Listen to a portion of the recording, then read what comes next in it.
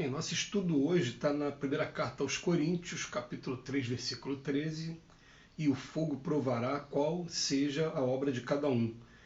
Emmanuel vem comentar no livro Pão Nosso, Provas de Fogo.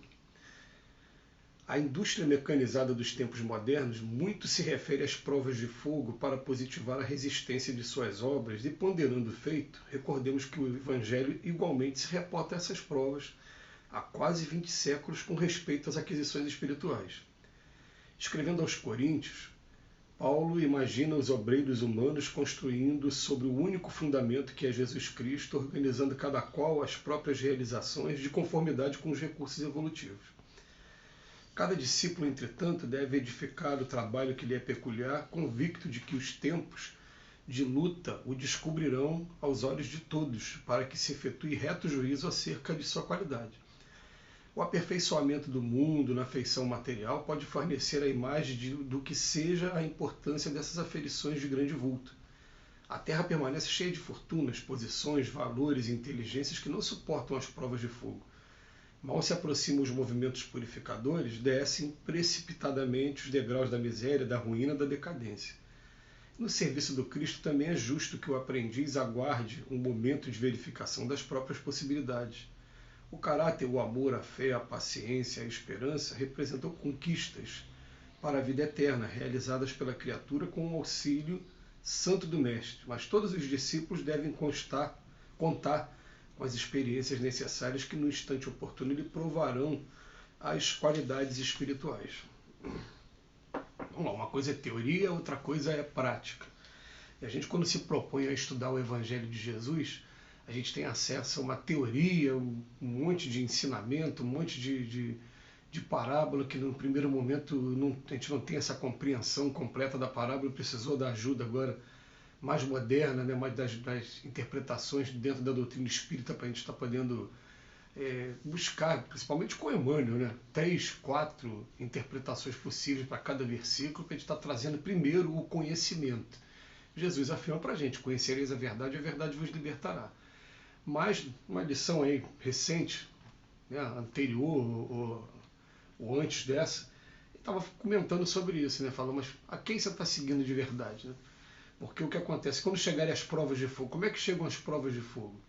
As provas de fogo chegam através dos acontecimentos da vida normais. A gente está estudando o tempo todo Cristo, aí daqui a pouco a gente está sendo convidado a fazer por exemplo, declaração de imposto de renda, já que aqui no Brasil quase todo mundo é obrigado a fazer, e aí de repente a pessoa está vendo nota de fisioterapeuta, nota de alguns profissionais da área médica, da área de saúde, para poder estar descontando do imposto de renda.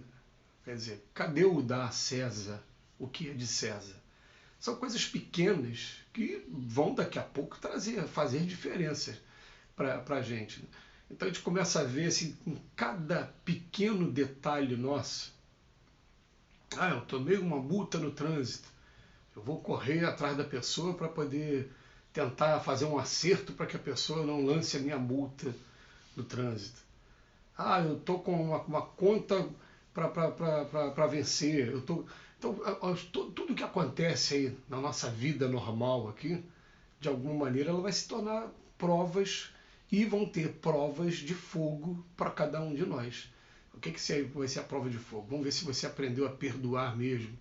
Vamos ver se você realmente aprendeu a amar o inimigo. E daqui a pouco vem uma situação de um assalto, de um irmão nosso desse desesperado, está cometendo alguma coisa contra a gente. Ou então aí vem o susto, vem o trauma durante algum tempo, né? Porque né, a pessoa veio te assaltar. Normalmente meus amigos que são assaltados, eles ficam depois um mês ou mais cismados com tudo. Aquela tranquilidade que tinha antes agora não existe. Qualquer pessoa que chega perto, ele pode estar achando que está sendo um novo assalto, uma nova investida, e pode tomar algumas medidas também que venham a contrariar o que Jesus trouxe para a gente, né? Bater numa face da outra, de exigir que caminhe 1000 passos, caminhe 2000, e se pedir a capa da túnica também. Então a gente vai ser defrontado com uma série de provas de fogo, uma prova de fogo, né? Quando está lá no Livro dos Espíritos, como é que é a caridade segundo entendia Jesus? É benevolência para com todos, perdão das ofensas e indulgência com as imperfeições alheias. A gente tem indulgência com as imperfeições alheias? Ou a gente fica, às vezes, julgando aquela pessoa, condenando aquela pessoa e comentando o mal que aquela pessoa fez? Ou até mesmo na benevolência para com todos? Será que a gente tem algum preconceito contra qualquer espírito que esteja aqui encarnado, seja ele em que condição ele estiver? Será que a gente tem esse preconceito? A gente está fugindo da benevolência para com todos. Então as provas de fogo, elas vão aparecer naturalmente na nossa vida. Um amigo meu agora, que ele arrumou um emprego, que não é no setor público, mas é um emprego que tem muitas tentações. E ele veio falar para mim, ele veio falar: Robson, que dificuldade que é, porque parece que a gente vai descobrindo que cada um tem o seu preço, porque a toda hora chegam ofertas para a gente e cada um, as pessoas já começam a te estudar. Você chega lá, a pessoa quer saber aonde você mora, qual o carro que você tem, para que você, quando vai sentar para conversar a primeira vez, a proposta vai ser em cima disso. Você não quer uma casa melhor, você não quer um carro melhor, e aí cada um vai cedendo de acordo com a sua fortaleza ou não moral. Então essas provas de fogo, elas vão acontecer sempre. O Emmanuel vem falar para a gente: isso vem acontecendo com a indústria mecanizada, né? Mas o Evangelho já fala isso há mais de 20 séculos. O Emmanuel falando com as pessoas, o que seria a prova de fogo? É no momento de crise é que a gente conhece realmente o ser humano. Então é no momento em que a gente está privado de recursos financeiros, com padrão de vida menor do que anteriormente.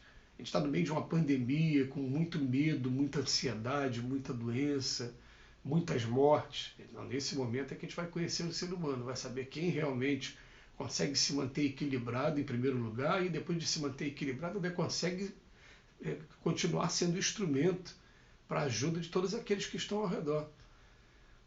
Não é só primeiro a gente, sim, porque ninguém desequilibrado consegue ajudar ninguém, né? A gente consegue primeiro equilibrar a gente para daqui a pouco começar a ajudar as outras pessoas também. Esse período de pandemia, então, foi um período que exercitou bastante nesse momento. A gente pôde ver as nossas fraquezas, a gente pôde ver aonde a gente pode ser útil e pôde ver até aonde a gente também consegue ser disciplinado. Né? Porque eu, por exemplo, sou uma pessoa que eu não consegui ficar muito tempo dentro de casa, eu não consegui resistir aí às necessidades, algumas necessidades, alguns conflitos, né? Algumas pessoas que estavam passando dificuldade muito grande, então eu falei: eu tenho que ir até essas pessoas, botei máscara e fui. E é interessante que tem um amigo, um amigo recente que eu conheci recentemente, e ele não fechou as portas da casa espírita dele, em momento algum. Ele manteve todas as atividades da casa espírita dele. E aí eu fui perguntar: mas você não estava com medo do vírus? Ele falou: não, olha, ele já tem uma situação que é muito particular, né? Que ele está aposentado e ficou viúvo. Então ele falou: não, então agora a minha vida toda vai ser dedicada ao trabalho da obra social. Se eu tiver que desencarnar trabalhando, eu vou desencarnar trabalhando. Foi uma opção dele, né? A gente não vai entrar no mérito aqui do que poderia acontecer, mas graças a Deus não aconteceu nada. E tem uma hora que ele falou que não ia fechar as portas nem da obra social, e ele foi conversar com a espiritualidade, e ele foi perguntar, né, sobre o que eu faço, o que você acha do que eu estou fazendo. E aí a resposta de um dos espíritos falou: eu não vou te julgar não, porque se eu estivesse no seu lugar eu faria a mesma coisa. Porque a verdade é isso, a gente fica aqui, né, e agora eu vou ficar preso aqui. Mas eu cheguei a conversar com um amigo muito, muito querido, que falei com ele assim, logo no mês de maio, junho, logo nos 3 primeiros meses, falei: eu não vou ficar em casa desse trancado, vendo as pessoas passando de necessidade, não. E ele me chamou a atenção para o seguinte: ele falou: nessa encarnação nós temos família.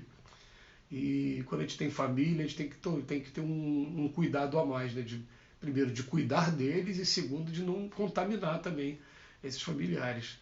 Mas disse que vai ter oportunidade, já teve, vai ter oportunidade daqui para frente, da gente estar vivendo sozinho, sem a constituição de família, dedicado a uma atividade maior. Que quando isso acontece, a gente pode sim fazer igual esse meu amigo, que ficou sozinho, aposentado, né?